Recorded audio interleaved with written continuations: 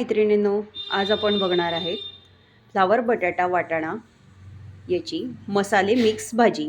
त्यासाठी लागणारे साहित्य आपण पाहू। इथे फ्लावरचे 2 तुकडे मी घेतलेले आहे, 3 बटाटे घेतलेले आहे, 1 टोमॅटो, 3 कांदे, 15 ते 20 खोबऱ्याचे काप, 1 तेजपान, 1 वाटी वाटाणे,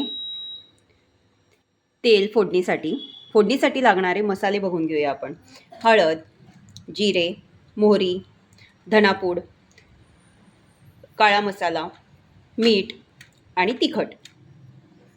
फ्लावर बटाटा वाटाणा आपण उकडून घेऊया।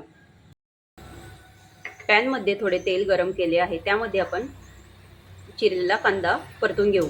चिरलेला कांदा चांगला तांबूस रंग येईपर्यंत परतवून घ्या। आपला कांदा गोल्डन रंगावर परतून झालेला आहे। आता आपण खोबरं परतून घेणार आहोत। खोबरं सुद्धा आपल्याला तांबूस रंगावर परतून घ्यायचे आहे।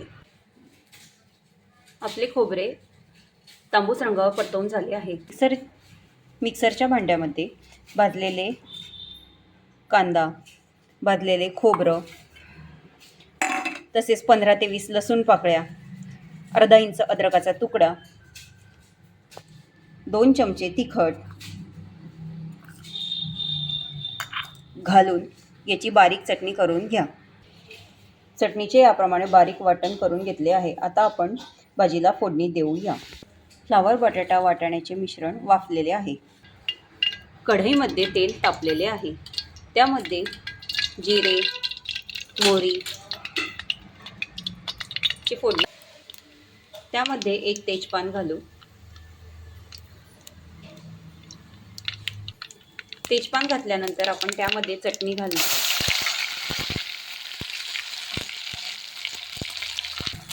चटणीमध्ये आपण चिरलेले टोमॅटो घालू। चटणी तेल सुटेपर्यंत चांगली परतवून घेऊ। चटणीमध्ये पाव चमचा हळद, 1 चमचा तिखट, 1 चमचा धणेपूड, 1 चमचा गरम मसाला घालून चांगले परतवून घेऊ। आपल्या चटणीला तेल सुटलेले आहे। आता यामध्ये आपण फ्लावर बटाटा वाटाण्याचे मिश्रण घालू।